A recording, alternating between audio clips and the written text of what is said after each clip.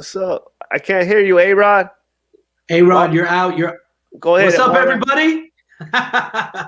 Welcome to the War Room. A-Rod, you good? We lost his audio there. I can't hear you, but go ahead. Well, let's serve it up. Welcome, everybody, to a very special edition of the Lexit War Room. My name is Mario. We've got A-Rod, who will be joining us in just a second, with founder Jesse Hogan, and our special guest this evening, and I don't want to mess it up, is Ryan Fournier. From Students for Trump. And man, this guy's got such a huge following, doing such an incredible amount of things in the conservative space. What I love most is with that younger generation.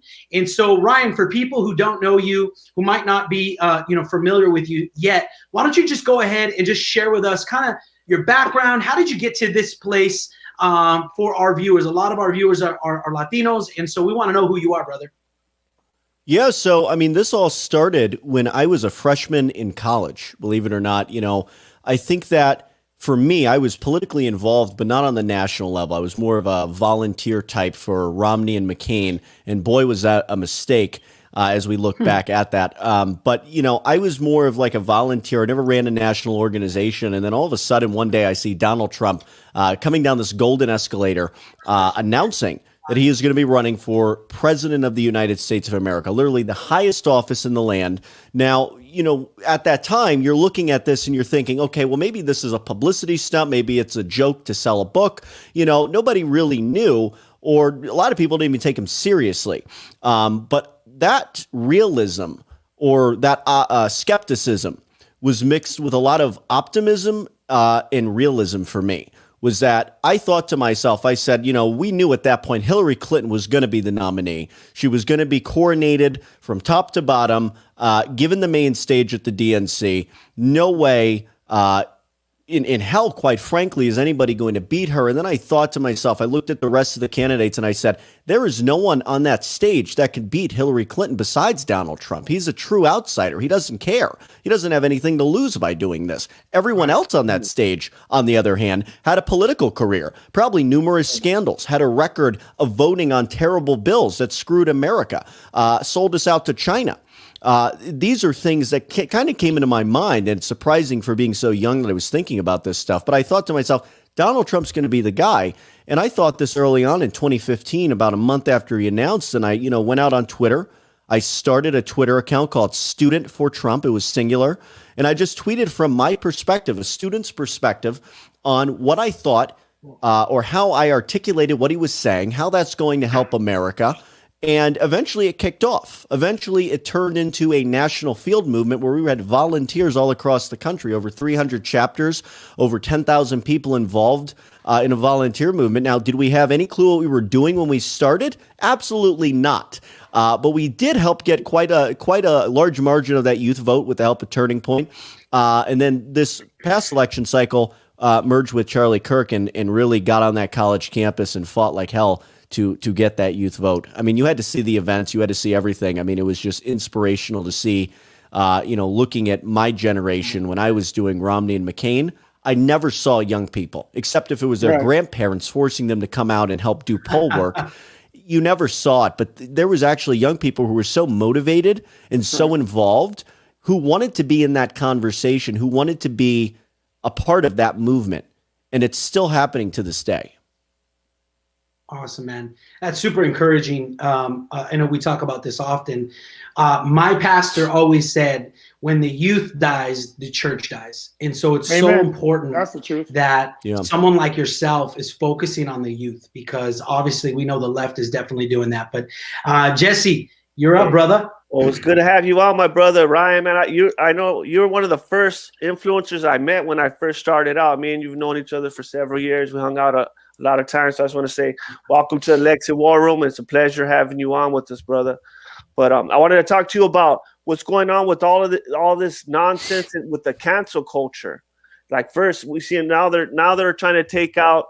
They took out Dr. Seuss. Then they took out Mr. Potato Head. Just seems like it's getting worse and worse. But yet they could still have trans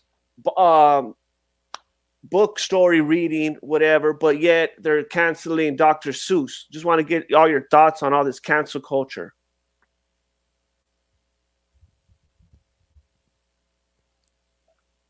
I think for me, to be honest with you, this is probably a turning point in our country, and I don't think people really understand that.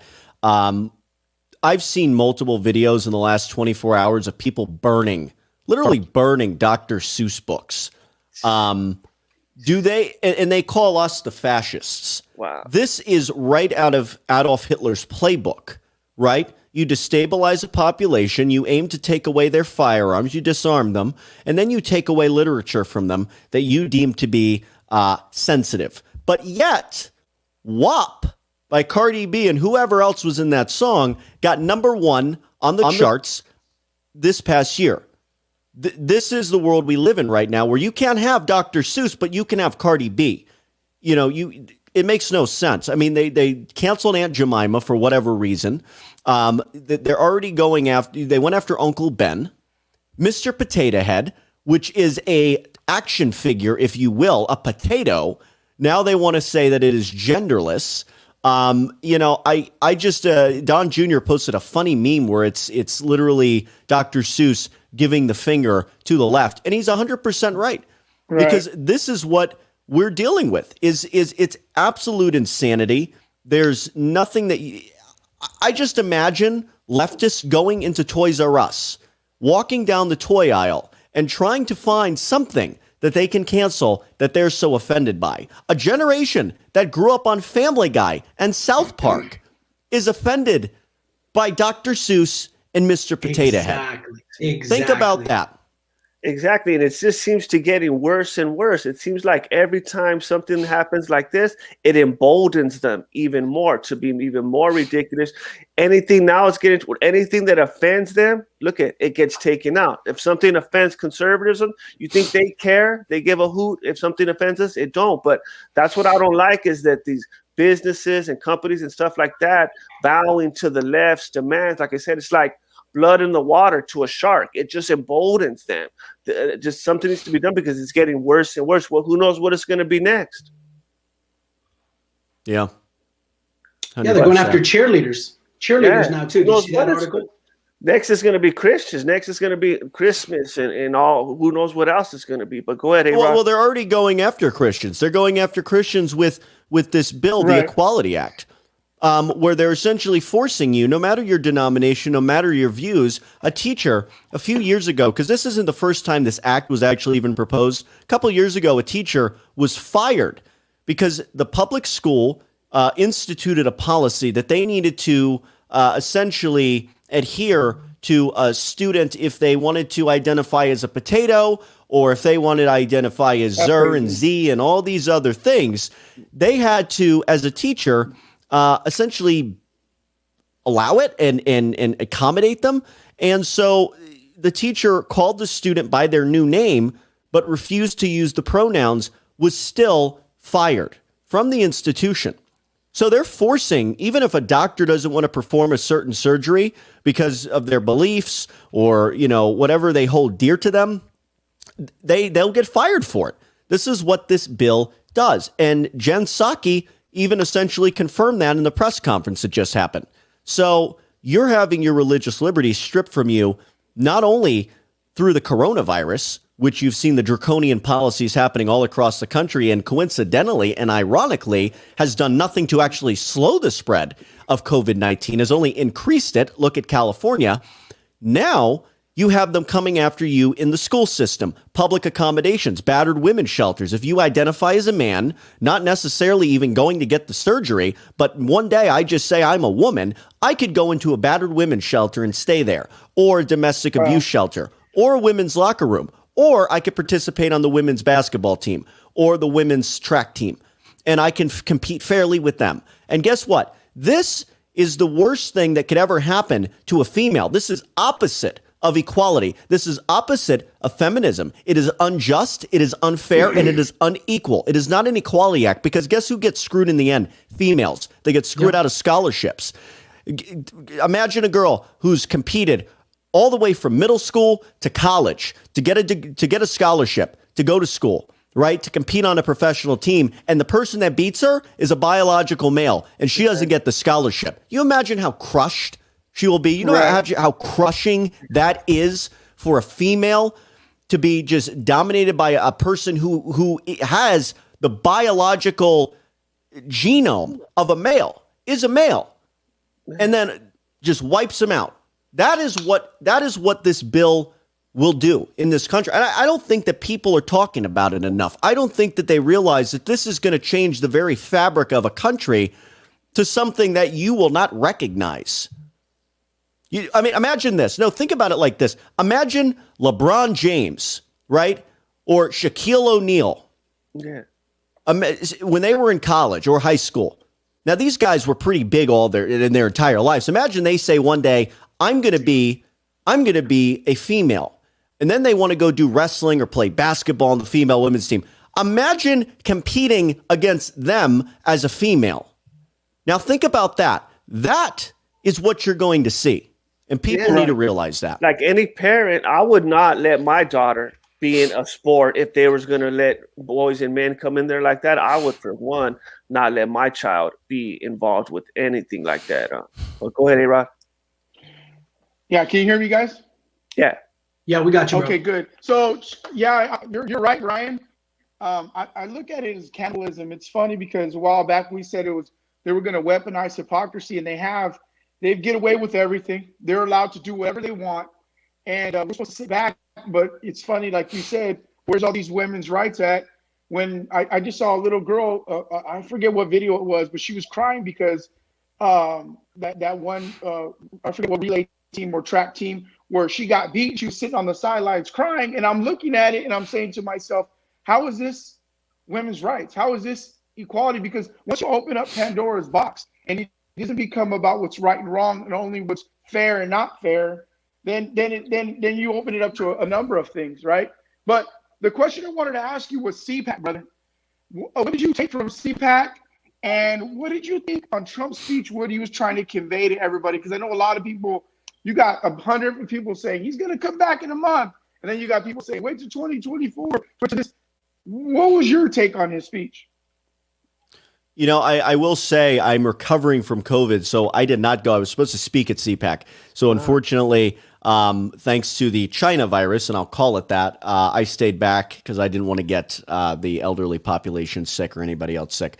But I will say from everything that I saw from CPAC, they called it, or they sort of made it this year's motto that it was Uncancel America, and they're 100% right.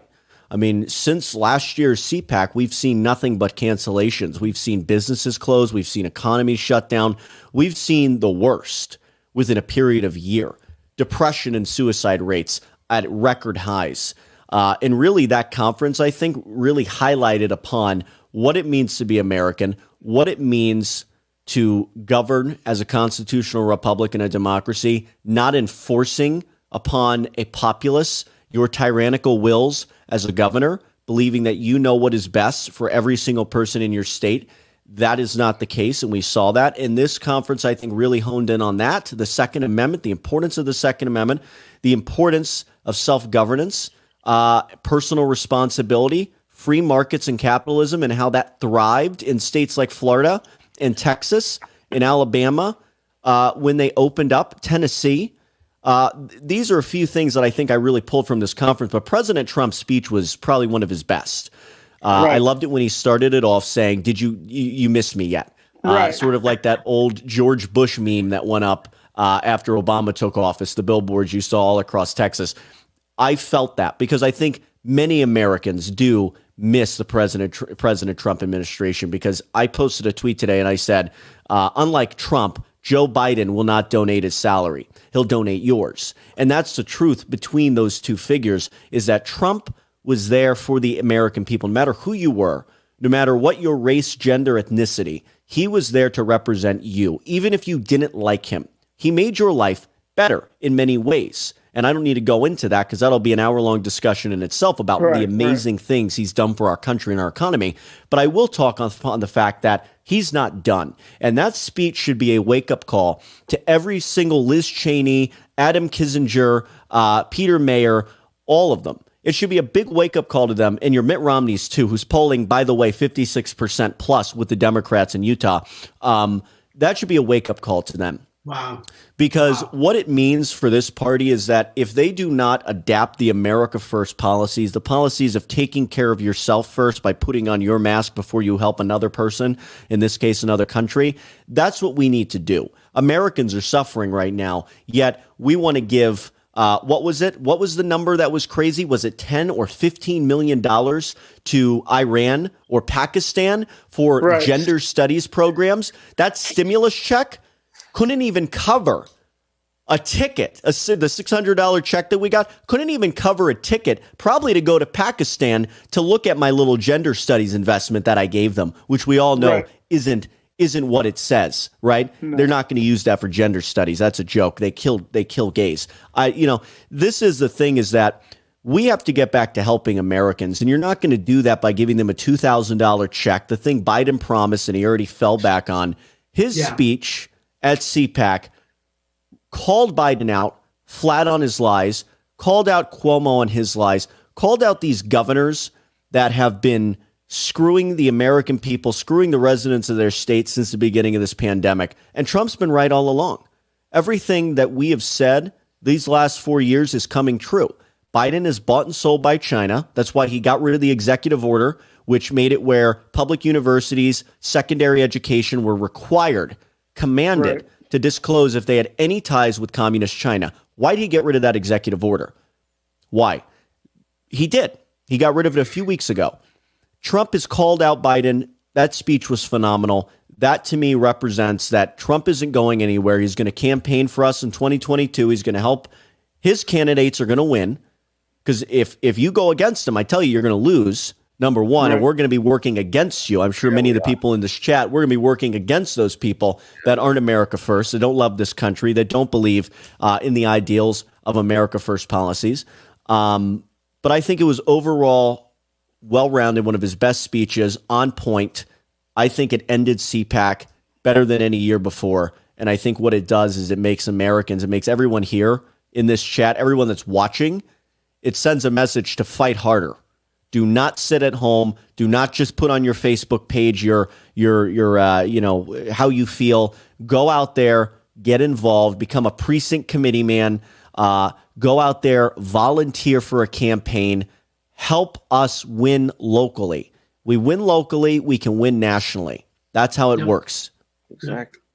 No, Burn you're the fire right. from the bottom up. Just like in 2015, when we felt like or before that, when we felt like our voices were gone, and he came on and was speaking what the language that we had been speaking for a while, and that's what I love to see him do during CPAC when he went up there and he carried the torch. And I thought to myself, he's not letting us down. He's going to continue doing this and continue to be our voice, even for the Latinos. A lot of us here, we felt like, hey, we're Americans. I know a lot of people, think, oh, you don't think that way, but there is a large group that does. So when Trump came along, we're just like, that's us. And now that we see my CPAC say the same thing, we're like, hey, you have a big group of Latinos, minorities, that will be right behind you and have your back no matter what. If you do what's right, we'll have your back. But exactly so. Go ahead, Mario. Yeah, I think it's important. I mean, we've been preaching this message for a couple of weeks now on the War Room, is we got to burn the fire from the bottom up, which is exactly what you're talking about. Get involved at the local level, and then that continues to roll up. You're putting pressure where it needs to be, which is super important. And then with all that being said, people are starting to live in Joe Biden's America. And so, just like people lived in Donald Trump's America, and that's how we were able to red pill so many people, right? So the fight is not over at all, because there's going to be a lot of people who didn't want to listen to what we had to say then that are now open already. We see so much remorse. The buyer's remorse is off the chain, right? So we have to continue moving that forward. But Ryan, I want to stay with China, and let's talk about Mr. Bum James, somebody that here in Los Angeles, a lot of people, back this guy up. And I'm a Lakers fan, a diehard Lakers fan. So because of that, I don't like LeBron. I already didn't like him because I'm a Kobe guy. But what he's been doing here with his associations with BLM, shaming our police officers, especially in the Latino community, Ryan, in Los Angeles specifically, there's a lot of Latinos and Democrat Latino families that are in law enforcement, right? A lot of our family members are in law enforcement. And when he came down on them, he lost a lot of people. But it just continues to happen. I told you that I reposted your video today talking about what China just did with the gay community, how LeBron and the NBA are MIA. But, kind of refresh us on that. Bring everybody up to speed if they haven't seen that video yet. Every time I hear someone who's an athlete or a Hollywood celebrity, I reference Ricky Gervais, what he said during the Oscars, I believe it was 2 years ago, where he said, basically, you guys are in Hollywood. You've never lived the life of a blue collar worker. You know nothing, so shut up. And I would say the same thing to LeBron James. Daryl, I think what was his last name? Morley?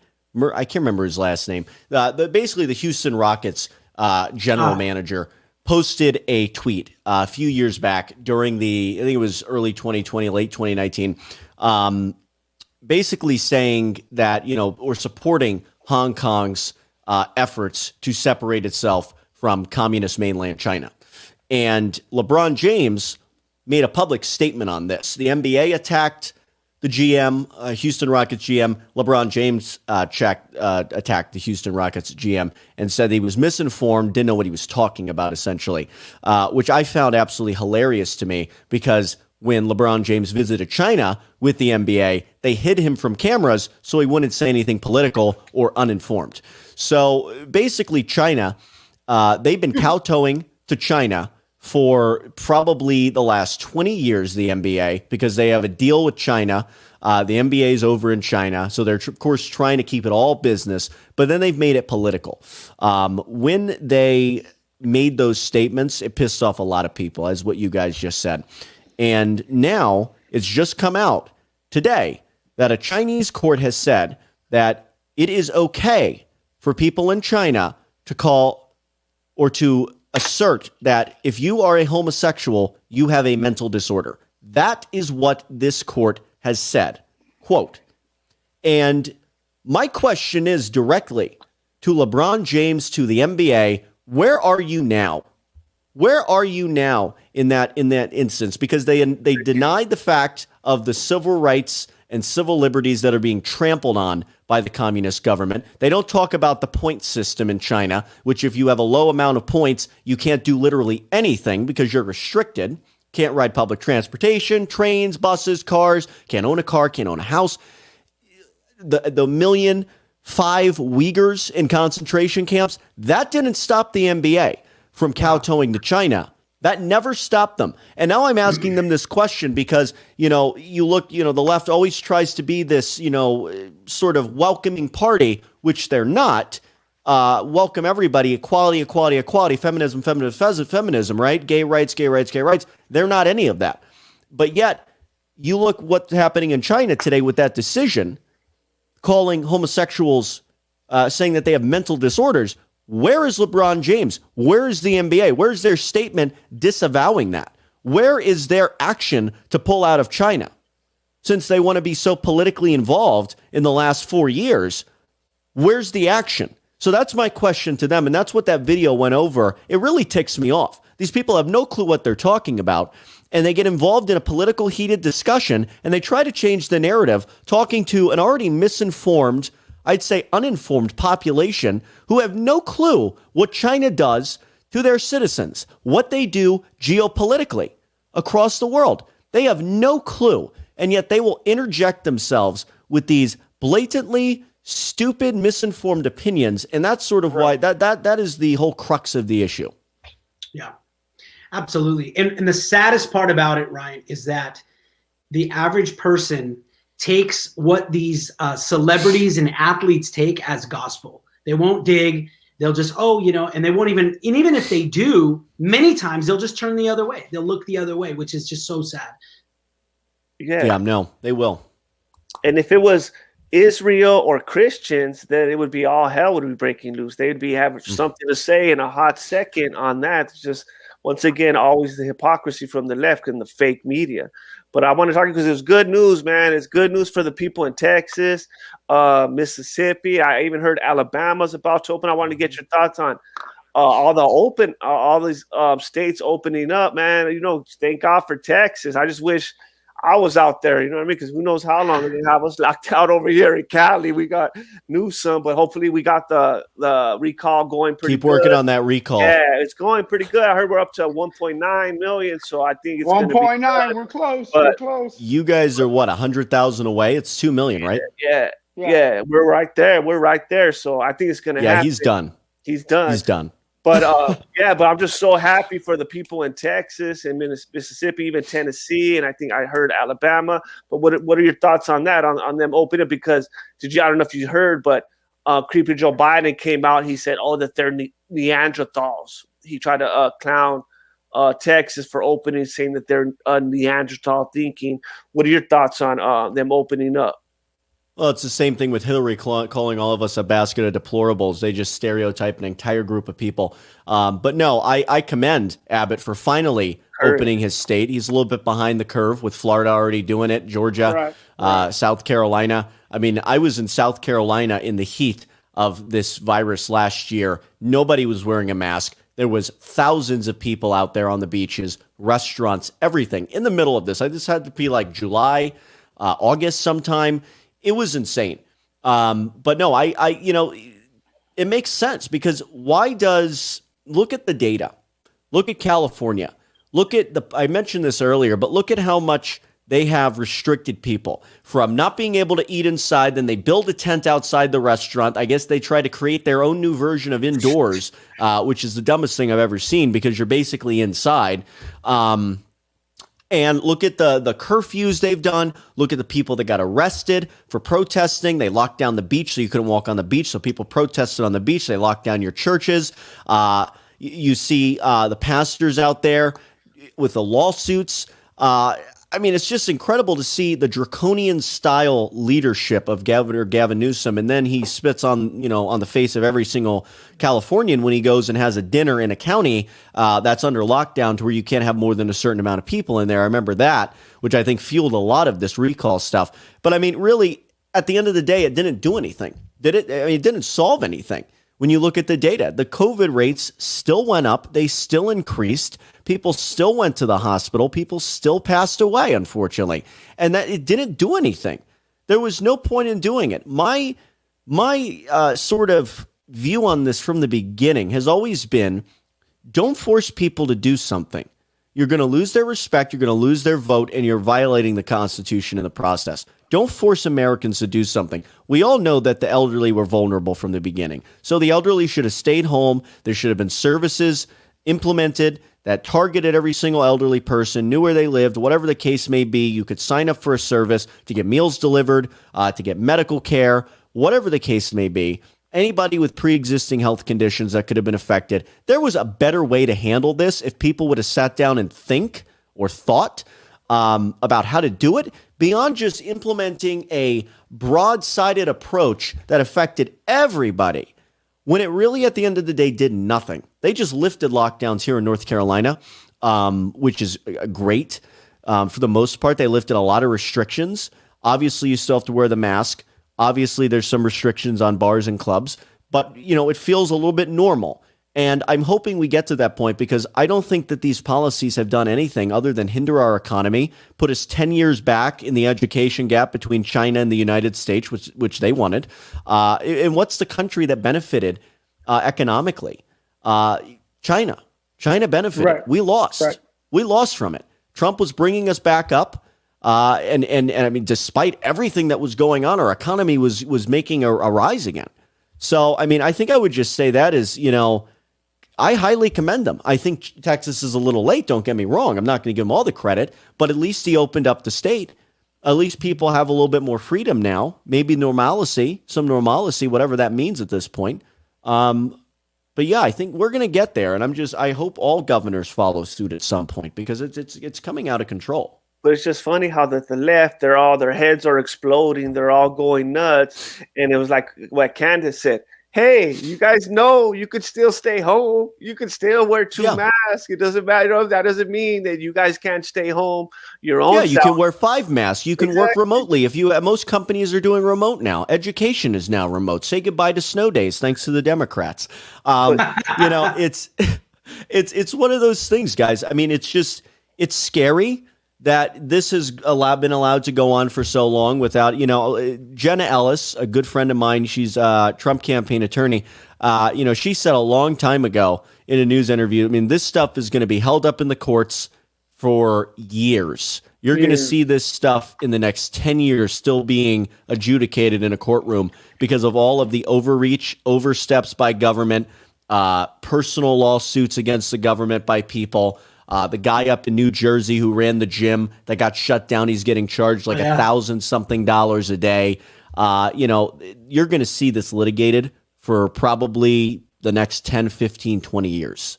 Yes, and not only that, but their biggest objection, because of COVID, whatever they're saying, but yet they're letting all kinds of illegals in with COVID. I don't know if you've seen it, but there's hundreds of illegals coming in, confirmed COVID cases, but yet you're crying about that. Why aren't you crying about aren't you crying about them letting these illegals coming in that have COVID cases? You know what I mean? It's just totally, that's what they always do. They don't care about that. No, you bring up a good point because, I mean, at the end of the day, we've honed this point before. I've said it many times. I say, if you don't like the kids being held in temporary cages or cargos or whatever they're calling them at this point, because honestly, it was only cages when Trump was in office. Now it's like hotel suites, right? This is what you deal with the Democrats, is that it's all a bunch of fake emotion, illogical fallacies here, red herrings, all of it. This is all they're good at doing. And this is something that I've noticed the last 4 years, is that Biden will get away with every single thing unless we hold them to the stake the same way that they did to us. Yep. And I think we're doing a fairly good job at doing that already, but we could do better. The thing about him allowing all of these migrants into the country, unchecked, unvetted, allowing migrants into the country who've tested positive for a deadly virus, right? That's what they called it, a deadly virus. And it is deadly for certain people. And they're just allowing them to roam into the United States.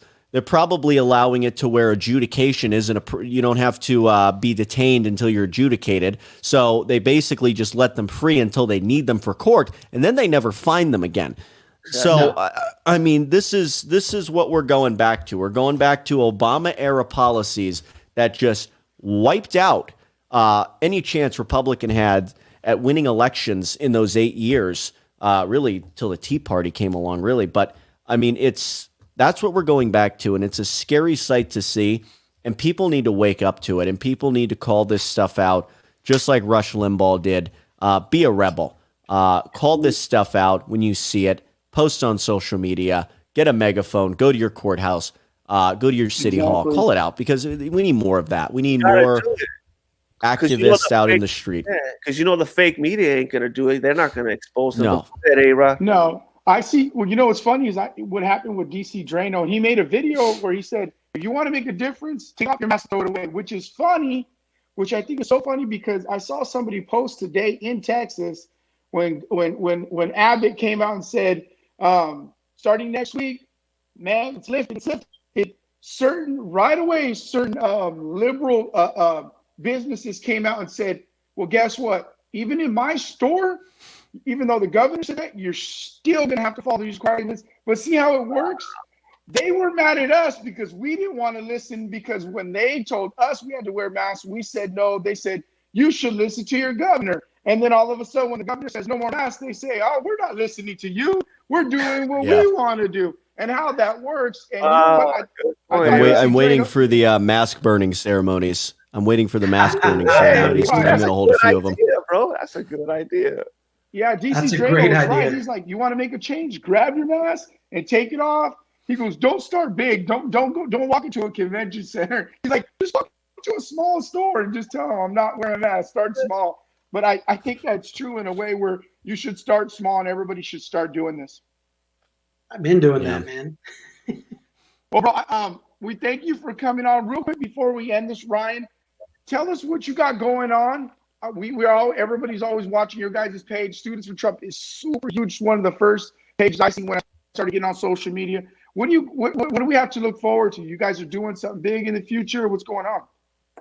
Yeah, so Turning Point Action is essentially going to be converting into a machine to get the right candidates to run for office, to find the people out there who really represent and embody the American spirit, the America First agenda, true patriots, I would call them. That is what kind of it's morphing into. Getting people to become precinct committeemen, getting people to run at the local levels, run for school board, run for state house, state senate. These are things that matter. These are things that are going to help us win the election in the long term. But there's one thing that I wanted to talk about before we get off here, and that is our good friend, Andrew Cuomo. We were gonna talk This stuff that has come out recently on him, this guy is the infamous governor of New York who just won an Emmy for his excellent COVID response, is now not only being accused of a massive nursing home scandal, but also sexual misconduct by at least 3 victims. I mean, this is the guy, if you guys think about this, and everybody listening here, he was probably given more press than I think Joe Biden himself. And in fact, the New York Times called him the executive best suited to handle the coronavirus.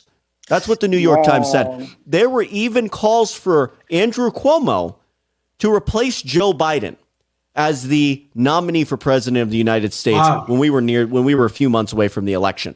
That's how much this guy was revered by the left. They loved him. I saw music videos made about him. I saw the creepiest music videos made about him. This guy was revered and looked at as a saint. And then you come out and you see all the stuff that is coming out now. You start seeing this stuff that Janice Dean, Fox News meteorologist, her in-laws were essentially killed by the governor because he put COVID patients, he directly made the order for COVID patients to be put inside of nursing homes. Now, listen to that for 1 second.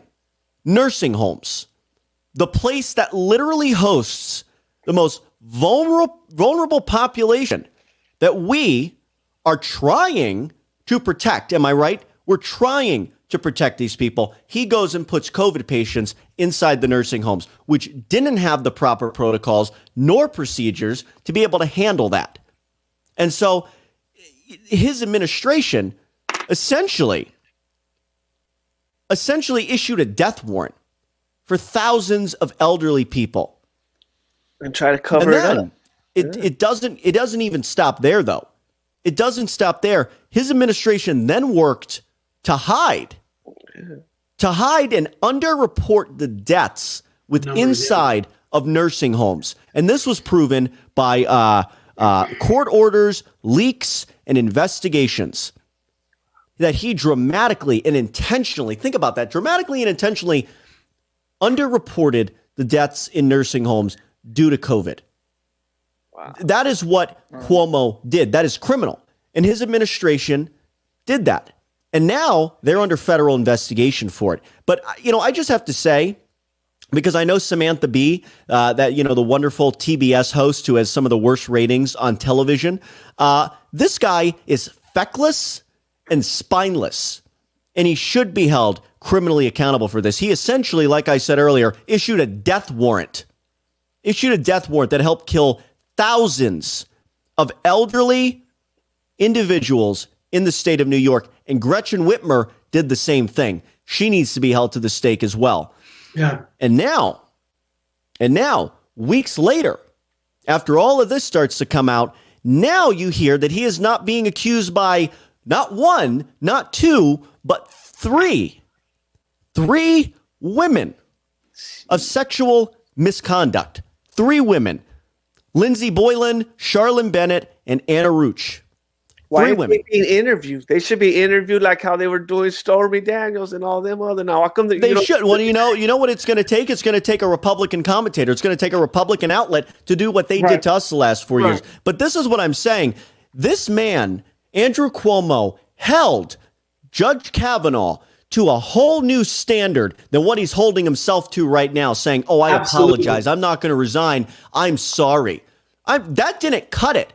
When Kavanaugh was saying that, no, this stuff is not true, even though they had literally unsubstantiated evidence, claims of hearsay left and right. That doesn't pass in a courtroom. I'm sorry. It may pass in our inept Congress that has less than a 10% approval rating, but it doesn't pass in the real court. And this man did all of this. If he isn't held to the same standard a Republican is held to, then I pray to God he gets voted out by every single person in that state. Any Democrat with a conscience votes him out, holds him accountable. Somebody needs to, because this cannot go on. Same thing with Whitmer. I was so heated about this stuff when I was reading it. The fact that this man could just go out and give a presser and give this bullshit, excuse my language, apology to New Yorkers, to the American people, saying, I'm sorry that I did this, but I'm not going to resign. Well, all their claims are false.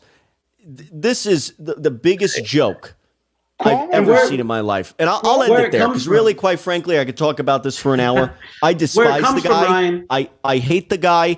I wish him nothing but the worst. I want him to resign. I want him to be held criminally accountable. I want him to go to jail. That is what it comes down to. I've said the same thing about him and his brother. Cuomo. Where it comes from, though, Ryan, is where are the family members? It's got to come from the family members of people that lost their loved ones. They've got to stand up. They've got to get crazy. They've got to raise their voice, because they have more skin in the game than anybody.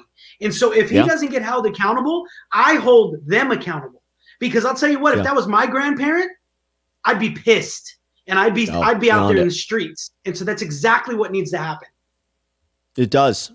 And there needs to be some group formed just off of that, in my opinion. I really do believe that there needs to be something formed off of that in New York, and it needs to be for the purpose of holding this governor accountable. There needs to be some movement. Arrest Cuomo is already a shirt that's going around. Really, we need more of that. There needs to be calls. This Attorney General of New York, spineless as him, going after the NRA. I don't know if you're going to get the justice. I don't know. If she picks someone independent that the governor has no relationship to, or hasn't donated to, or hasn't received funds from, then maybe you'll see justice. But if that's not the case, then I don't know what happens, right? You see this stuff happen all the time. It just gets pushed under the rug. The next news cycle that comes out of nowhere washes it away. You don't hear about it ever again. And New Yorkers really have to hold themselves to a new standard. Don't let it go away until there's answers and results. So, absolutely. Ryan, we appreciate you being on, brother. Thank you so much. And man, keep up the good fight, man. I got one more. I appreciate it, guys. One more little quick question for you, Ryan. I know that all of our viewers are dying to know: is Ryan going to ever run for office? Because man, we need you in there, brother. We need patriots like you. Another one in there. I get that question all the time. I've never ruled it out, but I do enjoy what I'm doing right now. But I'm also focusing on myself. So, probably in the next few years, you might hear from me on that topic, but not just yet. We've got 2022 and 2024 to win, and then we can talk about that. So let us know, man. Lexus will be behind you 100%. Just let us know. We'll do anything we could when the time comes. I appreciate it, brother. Thank you so much, and thank you for all you guys are doing as well. We need you guys in this fight, 100%. Amen. Thanks for coming on. Thank you. Good one, man. Thanks, guys.